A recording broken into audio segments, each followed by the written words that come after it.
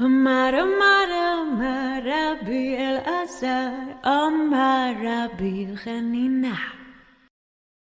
Thanks for listening to Maya Online, a podcast of Hebrew College. Learn more and sign up for our intensive courses at www.hebrewcollege.edu/Maya Online. Maya is spelled M-E-A-H. Today, an excerpt from the course Journey Through the Bible.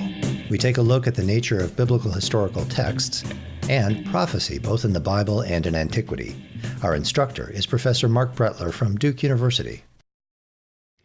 In a sense, this material concerning biblical prophecy is the hardest material to teach. After all, you've all encountered history, and you know that even modern historical texts often are highly ideological. So when I said various things about biblical history in the book of Samuel, it probably made sense to you. You know the role of story, and thus the stories in Genesis and Exodus were not so foreign. You understand something and have encountered law and laws in your own life. And thus, when you encountered biblical law, those laws were not so strange.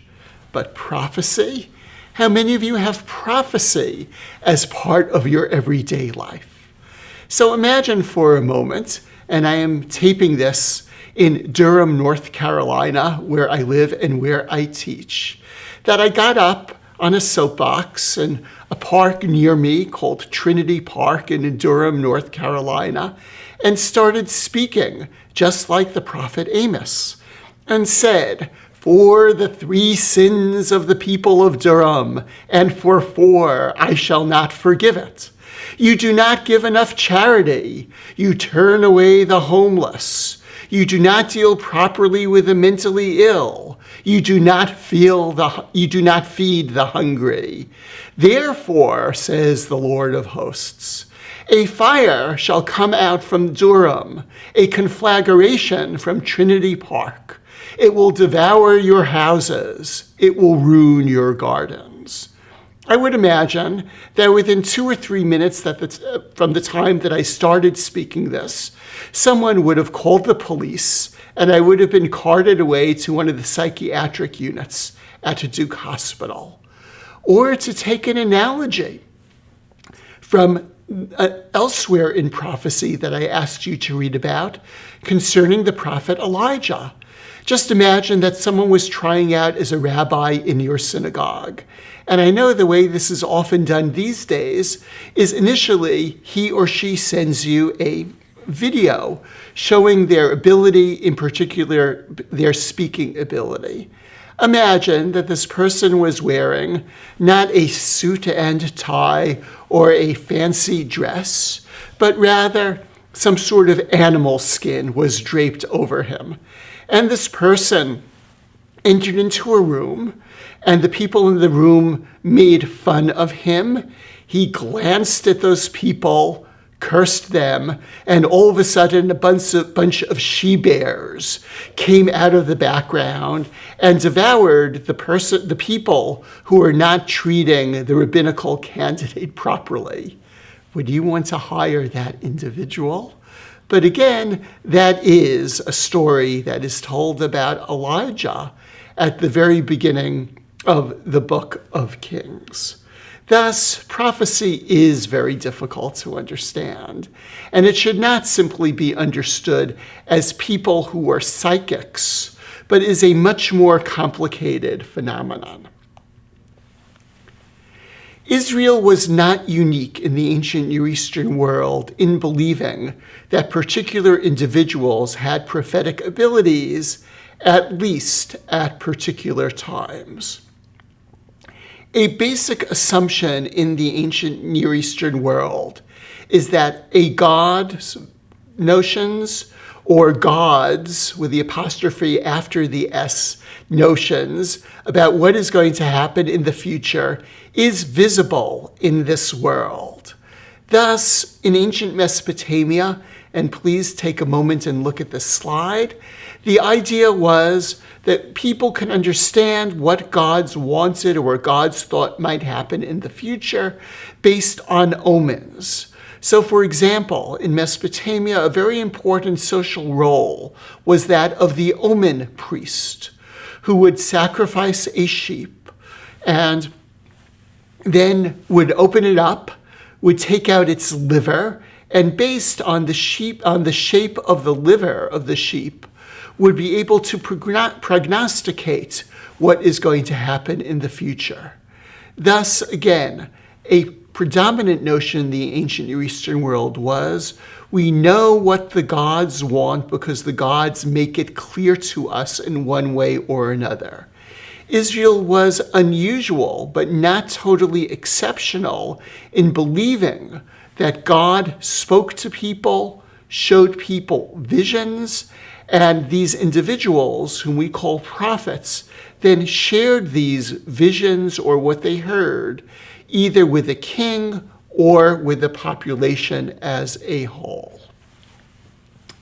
When scholars talk about prophets in ancient Israel, they typically divide them into two groups: classical prophets, who are prophets such as Isaiah or Jeremiah or Amos, and pre-classical or non-classical prophets, prophets such as Nathan and Gad, who are associated with David and with Solomon, or prophets such as Elijah and Elisha, who are described at the end of the book, or the second half of the book of 1 Kings, and the beginning of the book of 2 Kings.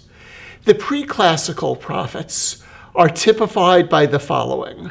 Their prophecies are often short, and they are typically to the king, both positive and negative prophecies to the king.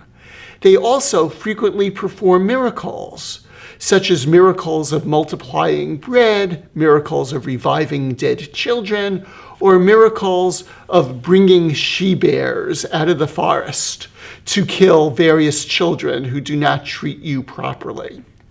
In that sense, they are very similar in what they do to the ancient Near Eastern prophets.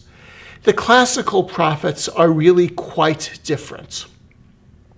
They often offer long prophecies, frequently in poetry. In one of the following segments, I will talk about biblical poetry and what characterizes it. They sometimes speak to the king, but more often speak to the population as a whole. They much more often condemn than console, and instead of performing miracles, they perform weird symbolic actions. So let me talk about this in a little bit more detail and show you certain basic features of the pre-classical prophets. 2 Kings chapter 4 shows that these prophets generally know the future. The expectation of this woman whose child has just died is that she is going to go to the prophet, and the prophet is going to know what has happened. But here the Elisha's assistant Gehazi says, the prophet Elisha says to Gehazi, "Let her alone, for she is in bitter distress, and the Lord has hidden it from me and has not told me." In other words, the expectation of the prophet is that he will generally know what is going on, that the Lord will not hide that from him. Similarly, the next text, also with Elisha, deals with a war, and it suggests, this is the Aramean kings who are speaking, or speaking to the Aramean kings. Elisha, that prophet in Israel, tells the king of Israel the very words you speak in your bedroom. So essentially, the prophet knows even what is happening in secret places. The third text, again, after a child has died, shows that people used to consult prophets on special occasions. Thus, the woman's husband, after their child has died, says to the woman, "Why are you going to him, the prophet, today? It is neither new moon nor Sabbath." She says, "It's all right, let me go." Why don't you just think about why those would have been special occasions for going to the prophet? Was that because it was then that people did not work and they were able to travel? Or is it because these holidays were understood as sacred in a special sense, and thus the prophet had more prophetic ability at these special times? The fourth text is one of several which suggests that these pre-classical prophets were paid for their activity. This was not at all typical of what would happen of the later classical prophets. Text 5 suggests that prophets often banded together in this era, and thus there is a phrase called the band of prophets. In Hebrew, this is B'nai HaNevi'im, literally sons of prophets. It's really imagined that you had a whole prophetic group of siblings, in quotation marks, who hung out together. On occasion, as text 6 indicates, prophecy could be induced. In this particular case, a musician brought the prophetic spirit down to a prophet. And as text 7 says, that prophecy in this period, pre-classical prophecy, was often not to the populace as a whole, but was to the king. Finally, and I love this text, I'll spend just a bit more time on it. The pre-classical prophets were often involved in all sorts of miracles. I already talked about the second text from 2 Kings chapter 2. Let me now focus on the top text. The king of Israel, namely the north, wants to speak to Elijah. So he sends some officials to talk to him. I'm starting in verse 9 from that slide.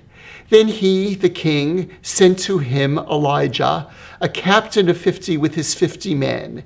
He climbed up to him and found him sitting on the top of a hill. Man of God, Hebrew, Ish Elohim, he said to him, by order of the king, come down. Elijah replied to the captain of the 50, if I am a man of God, let fire, Hebrew word Aish, come down from heaven and consume you with your 50 men. Fire came down from heaven and consumed him and his 50 men. Let me make 2 points about this text. First of all, there's something amusing about it. It's as if Elijah needs to get his hearing aid adjusted. These people are saying to him, Ish Elohim, man of God, come down. But Elijah is creatively hearing this as Aish Elohim, come down. Fire of God, come down. And Elijah is all too happy to oblige by calling a fire from heaven down to consume these 50 or 51 people. But I urge you to read the rest of these verses that continue this story. The way in which this activity is stopped is when a man of 50 finally comes to Elijah. He bows down, prostrate in front of him, and says, please, I know what happened to the previous people. Please be nice to me. I do not want a fire from God. And when this captain of 50 treats Elijah properly, indeed, a fire of God does not come down, and Elijah follows this captain of 50. It shows that a man of God needs to be treated with respect. Thus, to summarize the pre- or non-classical prophets, by and large, these are very similar to the ancient Near Eastern prophets. They perform miracles, their oracles are short, and they predominantly speak to kings.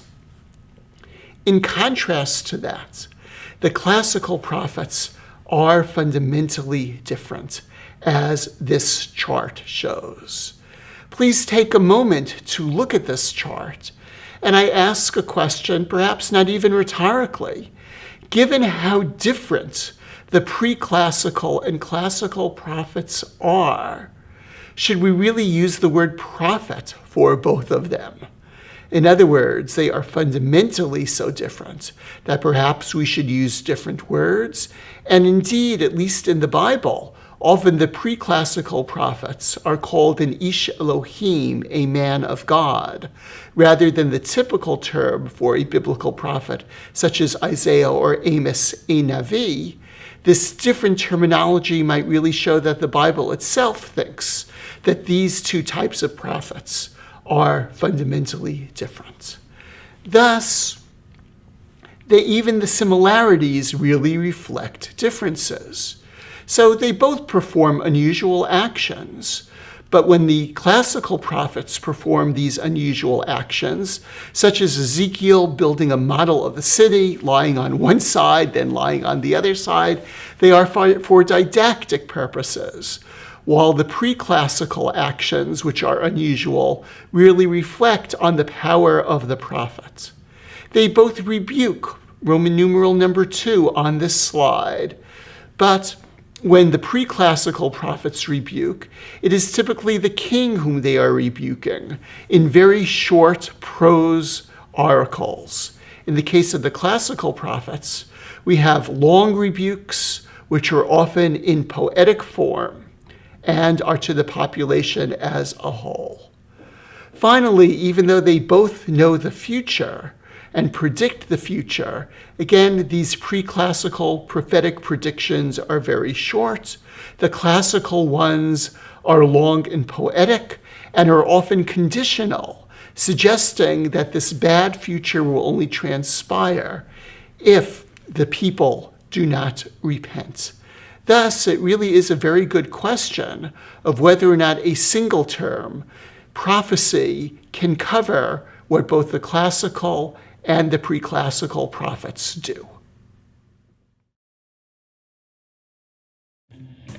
That's it for today. Learn more about Maya online, including how you can help a member of the armed services take our paid online courses at www.hebrewcollege.edu/Maya online. We'd love your feedback about today's show. Email us at mayaonline@hebrewcollege.edu. If you like the show, please leave us a review in iTunes or whichever podcasting service you use to subscribe. Our music is from Gala, a 10th anniversary celebration of the Rabbinical School of Hebrew College. Thanks for listening.